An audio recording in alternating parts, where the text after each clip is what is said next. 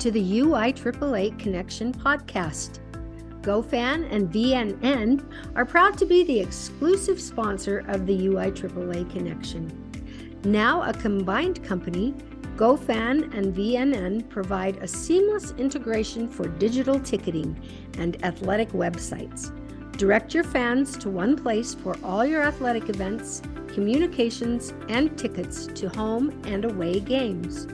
Thank you to GoFan and VNN for their exclusive sponsorship of the UIAAA Connection.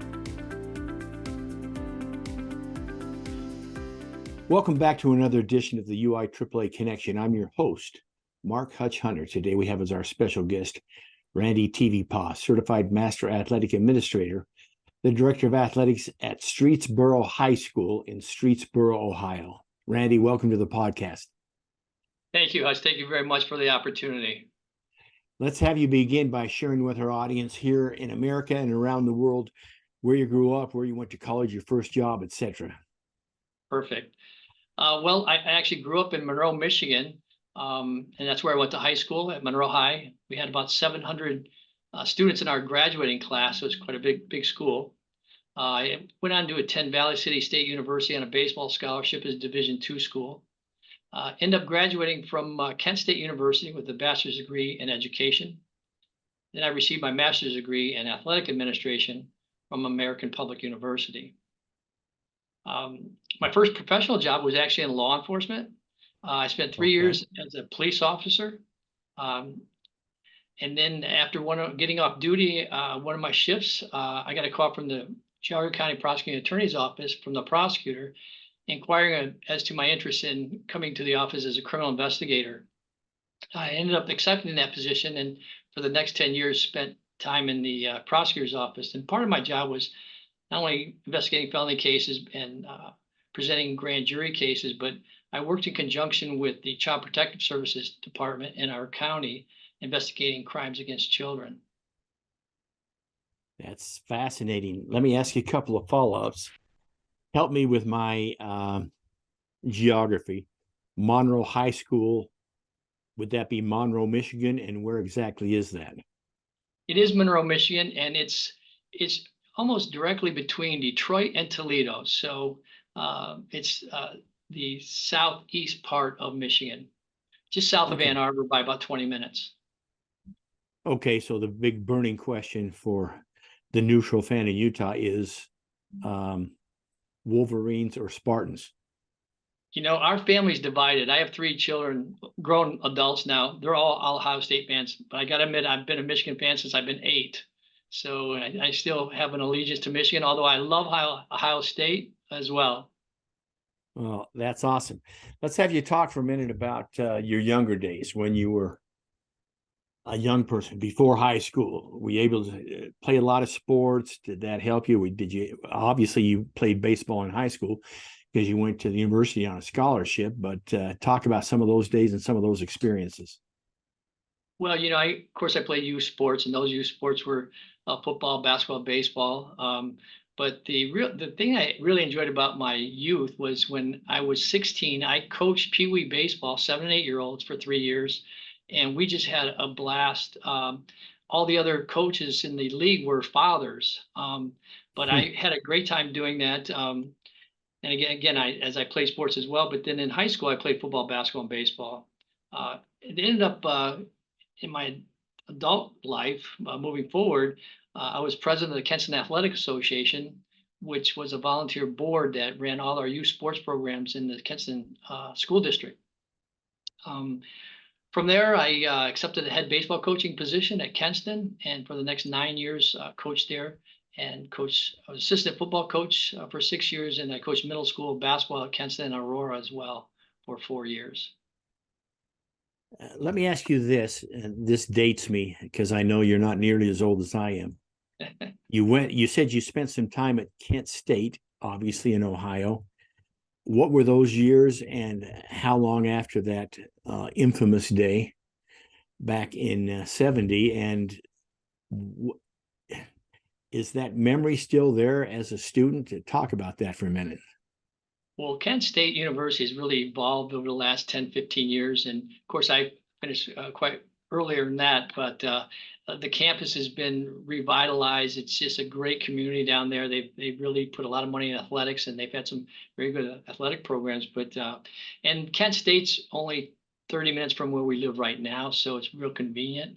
And actually, when I got married at a young age, and my wife and I moved to Chagrin Falls, Ohio, and I started going back to school at Kent State to finish my degree in education. But as I mentioned earlier, I went into law enforcement initially thinking that was going to be my career. So I actually went back to school to get my degree in education later in life. That's excellent. Talk about some of the mentors and leaders you've had in your life that have made a difference, both in law enforcement and in education and AD wise. Well, I've been blessed, Hutch. I mean, I've had some incredible people in my life that have guided me and mentored me through a lot of situations. I will start by saying the former UIAAA Executive Director, Bruce Brown, had played a significant role in my professional development as a AD in Ohio, and encouraged me to pursue the Award of Excellence in Ohio, which he started in 2015. In fact, that year, Streetsboro School District was one of 4 schools that were awarded the Award of Excellence in that first inaugural year. And again, he was very instrumental in getting me involved with leadership training opportunities. And just being there for any type of professional development courses that I had questions about, he was always willing to help. He's a great person. Unfortunately, he's now deceased, but he played a big role in many lives in the athletic directors in Ohio. And I would be remiss if I didn't talk about Don Bales from the NIAAA as a very influential mentor to me. Don was my mentor when I pursued the QPA, when our team from Streetsboro were awarded the Award of Excellence, he was there to do the presentation, and I just have the utmost respect for him. He's a man of impeccable integrity and professionalism, and he's continued to provide guidance to so many people around the country. Let me ask you a personal question, Randy. Okay. What's your biggest failure or disappointment in life, and what did you learn from it? Well, I'd have to say unequivocally that what I still think about to this day, and I haven't coached for a while because I left coaching to be an athletic director. When I was hired at Kenston High School as a baseball coach, I took over a program that had a 57-year history and had never won even a conference championship. So I was very much inspired to make that program a successful program. And I was, wanted to make it at least a winning program. Kenston always had great athletes, but not many of them played baseball. So I knew part of the responsibility from my perspective was to get those kids out to play. So I had this blind ambition, solely focused on the process of winning. And I was very methodical in our approach and practices and game management. We had a very disciplined program. I had 2 great coaches in Paul Seamal and Dick Doofman. So my first year, we set a school record at 17 wins. We played 27 in a season. So that was a great benchmark. We went on to win several conference championships and 2 district championships and got to the regional finals. And at one point in time, we were actually ranked one in the state. And I was really fortunate to last year present the now head coach with a state championship trophy. They actually won the state championship. So while all this sounds like a success story, here's what I regret. During that time, I was so blinded by that purpose, that winning process. What do I need to do to make this program better? I did not develop the relationships with my players during the entire time that needed to be developed, that I see today that our coaches are doing, that I'm doing now as an AD. Ask them about their family, their college plans, how they're doing academically. Those conversations didn't take place. It was get to practice, let's start, let's go, let's get it going, work hard. And so that's what I really missed out on. And in my opinion, my greatest failure as a coach, not developing relationships with those kids that they so much needed from their head coaches and their mentors. That is some great insight. Thank you so much for sharing. How many years is an AD now, Randy? 18 years as an AD. Yep. So the next question is, in your 18 years, how has the job of director of athletics changed? Throw out COVID, because that's a given for everybody. That was a mess for everybody. I could really sum it up in one word, and that's technology. Because even 50 years ago, we needed teams, we needed officials, we needed buses, we needed playing fields, we needed maintenance, we needed cheerleaders, we needed band members. All that's the same, but the technology, social media, those are challenges now for a lot of people, particularly student athletes, and their lessons they learn by doing inappropriate things or saying inappropriate things on social media and the consequences that come with that. So I would say technology, but I could tell you that programs like Final Forms that we use in Ohio exclusively and is also used for our NIAAA cohorts has really streamlined that whole process of paperwork and signing paperwork and given us an opportunity to do more of the job we'd like to do as opposed to chasing down forms. So Final Forms has played a significant role in streamlining that, and it's made a huge impact on the cohorts, both at the state and national level as well. Randy, talk about your journey now with the OIAAA and the NIAAA. When did you first become involved? How did you hear about it? How did you go from the state association to the national association, et cetera? Okay, well, as you know, I'm currently on the OIAAA executive board as a Northeast District rep. I'm the vendor chair and the Bruce Brown Award of Excellence chair. I've been doing this for 3 years at the OIAAA level. I'm on the OHSA executive board, which I just got appointed to as part of being on the Northeast District board. So those have been great experiences for me and a lot of opportunities to provide leadership training classes. I've been fortunate enough to join the faculty both at the state and at the national level for NIAAA and OIAAA. And those opportunities have really opened other doors for me to meet people from all over the country, share ideas, collaborate on different topics and processes and programs and policies. And it's made me so much more fulfilled as an AD. And I continue to learn every time I do a cohort or teach a class. I learn something from somebody else. And some of those are younger folks that have new ideas about doing things that I'll bring back and I'll implement in our programs just because they're great ideas. So that's been a real blessing to me. And as I mentioned, Don Bales being my mentor, he's played a huge role in me getting the QPA, or not me, but our team getting the QPA award. And then I became a mentor, a facilitator for the cohorts and a reviewer. So those are all great opportunities to reach out to people from all over the country that have different perspectives and different ideas that really benefit the entire group when we have these cohorts. So I've been blessed, really, Hutch. So let me follow up to that. It leads to my next question. I want you to speak more in detail to our audience. You may or may not know this, but the QPA came out of Donnie Bells and I were serving on at the time it was the NASB board, if that's the correct word. Back then it was AFERD, now it's SHAPE. This has got to be, at least 22 years ago. And we got this harebrained idea that we could take some of the things that we'd learned.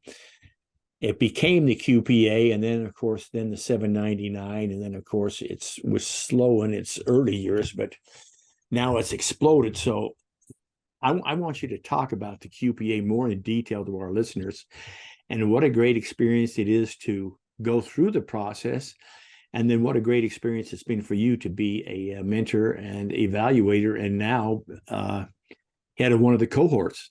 Mm-hmm. Well, I truly believe that the QPA in itself is so remarkably important for athletic directors if they have an opportunity to go through the process, because it improves their entire program, benefits their student athletes, coaches, and staff. The upgrading their policies and procedures, both in their student handbooks and their coaches handbooks. And, you look back on all the emergency action plans that we've been developing every year and all the policy changes. And it's keeping up with the times, really. And it really opens your eyes to what people are doing around the country. As we mentioned, we talked about earlier, and just sharing different perspectives. Getting those people collaborating together is critical. And also it's equity driven in its policies and procedures. So you really develop the ultimate servant leader by going through this QPA process. And hats off to you and Don for putting this all together, and Daryl Nance as well, trying to move it forward in the cohorts. So the QPA again, the great examples of all servant leaders, like Don Bales, Mike Elson, Rich Barton, Mike Gatley, all those guys are really instrumental in making changes that are affecting a lot of people in a positive way. Thanks for sharing that. Anything else you want to say about the QPA while you have the mic?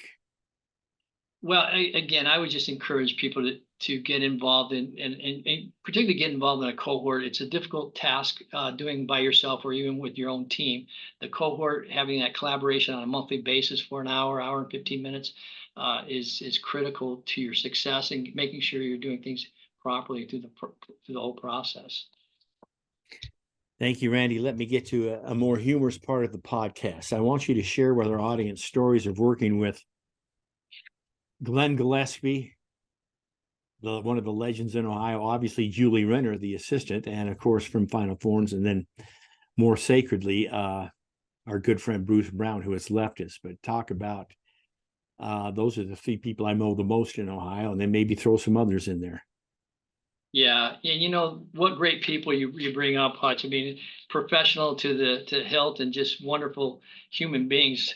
I'll talk about Bruce first. And again, as I mentioned him as one of my mentors, he's a very intense leader. I mean, he expected a lot of himself and expected of a lot of others. He was highly organized in his meetings, and when we had our conferences, things were just done in a very methodical way. If you knew Bruce, you would say, "Yep, that's him." I mean, but he's always willing to help people. He mentored others, and he's a huge proponent in certifications and professional development. So there's a lot of ADs that owe Bruce Brown a lot towards their careers. Glenn, on the other hand, his leadership style is more about getting people in the right positions and allowing them to do their job. He's very supportive.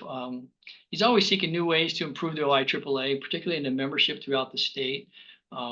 He too is a big proponent in certifications and making sure that people are doing what they're supposed to do, and the leadership training courses that they offer at the Summer Institute has been phenomenal for a lot of people, because that's when they can get to it when they're off. Glenn was the person that encouraged me to pursue the QPA. Actually, we were at the OHSA office in the summertime at an awards ceremony, and he came up to me and said, "Hey," he introduced himself because I didn't actually know who he was at the time, and he encouraged me to more challenged me, I would say, to pursue the QPA, and that's how I came through the whole process.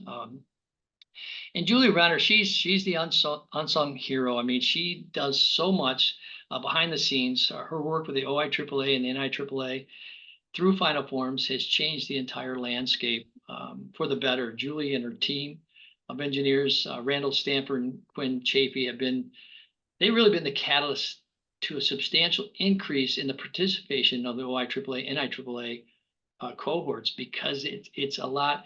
They still have a lot of work to do, but loading evidence-based documentation has been a lot easier to do, as opposed to putting them on flash drives or other things that, as you know, what was done in the past. A little bit more work to do there.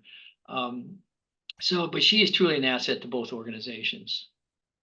Yeah, I first met Julie, I want to say, in Glen Falls, New York. I want to say, I don't know, 2016, 2017. I think it was when Bruce first brought Final Forms to us. There was a couple of states that got right on it. And of course, I think we've had record membership ever since we've been with Final Forms. And of course, working with Julie, I know she works in addition to Final Forms as the associate or assistant executive director to Glenn. And such a great person. So I appreciate the stories you said about it. Well, I want to say I spent the last 2 weeks with Glenn, and partly with Julie in the NEDC in Hawaii. By the time this airs, it'll be a month old. But just having relationships with those two, and of course, I can't say enough about the ever ready bunny, Bruce Brown. I mean, he was. People tell me that I'm wound pretty tight and that I never slow down, but I'm telling you what, Bruce Brown would put me to shame because he was always thinking a mile a minute and some great stories. So thanks for that. So let's talk for a minute now about when I say the most recent national conference, people hearing this today will realize it's been 9 months since that time, Orlando, but we'll talk about Orlando, talk about Nashville before that, and talk about Denver, the MASC National Conference after we had to have the virtual. Talk about those 3 national conferences and just share some of your thoughts. Well, first of all 3 were excellent conferences, and the NIAAA have an excellent staff that do a great job in organizing the whole programs, whether it's professional development, it's speakers coming in. The speakers are always phenomenal, and there's life lessons learned throughout that whole process. And being able to collaborate during that whole time and have meetings with our different groups while we're there is so critical. I just remember last year, all the people that came to Nashville, and what a great experience that was. And these are all great locations too, I might add. And but again, just the opportunity to network and collaborate, teach classes. We teach 799 there with Scott Jarvis and his group, who are phenomenal, by the way. But it's just a great opportunity. I mean, for every AD, all 3 of those conferences had their own makeup, had their own theme, and they're all very beneficial. And I understand it's hard for ADs to get out for multiple days like that, and particularly flying, across the country sometimes to get to these. But again, I would certainly encourage all ADs that when you do, and if you get the opportunity to go to the national conferences. Randy, what's the favorite part of your job? Interacting with our student athletes, we have, like every school district, we have some great student athletes here, and they work hard. I go out there practices, watch them practice, and see that come to fruition during their games, and know how hard they work and how much blood and sweat and tears they put in the whole process. So building those relationships with kids, with our community and our staff. But again, I love going to all their events. So I like all sports, and so it's a real treat for me, and I'm grateful to be in this position I'm in, to be able to do that, to enjoy those times with our student athletes and their families. And they go through the process of winning, they go through the process of losing, and they do it with grace and style, and that's what we encourage. And so again, the relationships with our student athletes and their families and our community is really paramount for me. Thanks for sharing that. Let me ask you one more follow-up before we finish up with a couple of questions. And the follow-up would be, I want you to talk a little bit more in detail. Earlier, we spoke about, and you mentioned particularly, the cohorts, the monthly meetings. They last an hour and 15 minutes. But I want you to talk more in detail, because if you're a person out there, and there's got to be thousands in the NIAAA that are not part of a cohort yet, whether it be leadership or QPA, I just want them to get a better understanding of what that's like and what goes on there, and maybe give them something to look forward to. Yeah, absolutely, Hutchin. So when we open our cohort meetings, the very first cohort's an introduction type of meeting, when again, there's people from all over the country, and some from out of the country that are on these cohorts. And it's really a learning process. I mean, we explain how, first of all, the engineers talk about how they're going to process and download their evidence-based documentation. We talk about the need for really up-to-date handbooks and emergency action plans and things of that nature. But, those meetings are accountability meetings. So what we're going to say is, next time we meet, we should be at this level. Next time we should be at this category. In the second category, there's 10 categories, and we knock out a category per month. And doing it collectively like that as a group is a lot easier, as I mentioned before. But really, we explain the whole process, and people ask questions about the documentations that they have. Is that good enough? And what about the reviewers? What are they looking for? So we explain that. We also show them examples of each of the categories and the subcategories that they can look at. If they don't have a particular document, we're going to show them what we're looking for, And if they don't have it, that's fine. What they're going to do is going to implement. They're going to put their name at the top, get it school board approved, and put it in their handbooks. And we strongly encourage all revisions to handbooks are your school board approved at some point in time. So we're providing opportunities now for them to join a group. We're going to show them examples of what we're looking for. They're going to follow a rubric, which is going to be clearly articulated, where they'll be able to understand exactly what documents we're looking for. And again, it's okay that they don't have it. Most of them won't, but they will. While they're done, they're going to have the best practices, and they're going to have nationally accepted standards in all their policies and procedures once they get done with this program. And you can't ask for anything else. This is, when you talk about possible litigation and what school boards are looking for, this is their best weapon against things like that, because they're going to be able to say, I'm doing what people are doing all over the country, and it's a nationally accepted standard. It doesn't get any better than that. And again, we want them to know they're not going to be on an island by themselves when they're doing this. They're going to put together their own team of administrative assistants, trainers, coaches, principals, whoever they feel can help them through that whole process. And as a team, they'll put this all together. But and their mentors are the mentors that we have right now are phenomenal people that they can reach out to at any point in time. And the reviewers are going to get back to them if there's documentation that's not quite up to the standard that they're being asked via the rubrics. They're going to understand what they're looking for, so they can resubmit it. And so I can't tell you how happy I was when I talked to Don Bales 4 years ago. I said, Don, I'm worried about failing this thing. He goes, you don't fail it. It's just going to take you longer to do it. So you keep resubmitting things until you get it right. And so the ultimate goal is for everybody to kind of graduate from that cohort at the same time and get to the awards ceremony at the national conference. And it's a phenomenal opportunity to really show what you're doing in your community, and get your administration and Board of Education involved as well. Thank you so much for sharing that invite. Let me ask you one more follow-up, if I could. You mentioned this earlier, and we talk about it because we're familiar with it, but I want you to address so that people understand the QPA is not easy, but it's so much easier now with Final Forms than it was with sharing thumb drives, and going way back to when the 3 Salt Lake City schools put theirs, a binder that was, not exaggerating, 4 inches thick, but each school had 3 of those just for the one school, just filled with papers and etc. So talk about the ease of which you can get this submitted, even though it does take some work. Well, yes, it is very much expedited because of Final Forms. The process, the work is still there, but the process is a lot quicker and easier. And I will share this with you too, Hutch. When I talked to Don Bales initially, and he told me I get 5 flash drives, I said, I asked him permission for me to build a website, and it's going to be my project. So I built a website with our tech people. I should say I built it, they did. And we had every category outlined, and you just click on a button and it popped up. And I thought this is genius, right? Until Final Forms, of course, came out.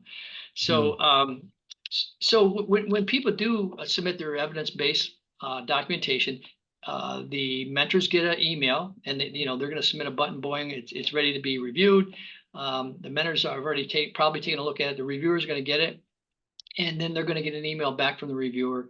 It'll either say approved or incomplete or whatever the case may be, and here's what you need to do to make it correct. So yeah, the process is a lot quicker now with Final Forms. It's all, the technology that we have today really expedites, of course, like I mentioned before, the whole process. And again, it's easy to do. We have a help button that all they have to do is go on to the website and click the help button, and one of the engineers will get back with them about their issue and correct it. Some people have a difficult time just uploading documents and sometimes sharing documents during the cohort, bringing up documents for everybody to see. They can walk them through that whole process. They have help every step of the way. And I know when you guys went through this and when I went through it, this wasn't anything that was available. My help was Don Bales, who was an incredible person. Absolutely. Yeah, but I didn't feel like I could call them about every little thing, and particularly the technology side. Don, how do I do this? Um, so yeah, it's very much streamlined now. And again, I mentioned not being on an island by yourself. There's so many people that are going to be available to help you get through this. And once you do, it's just you feel so proud of your community, your school district, and your team that put it all together. Let's finish with a couple of things. The first being this, Randy, you've got 2 suggestions for a brand new athletic administrator. And in order for them to be a success, they need to follow Randy's 2 suggestions. What would your suggestions be? Well, one would be really to commit to the pursuit of excellence. Don't worry about the things that you can't control.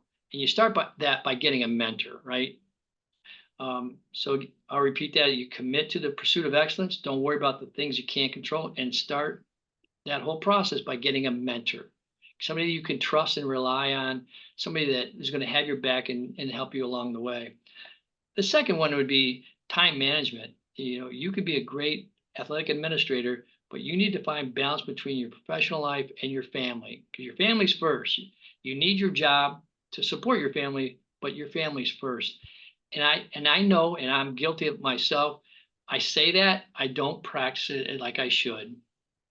But it's important. And later in life, as you go on, you're going to look back, and those years you can't get back, and you'll regret that. So, my wife Denise is my rock. She supports me and has always supported me in doing what I like to do, and that's being an athletic administrator. And so those are the 2 suggestions I'd have for a new AD.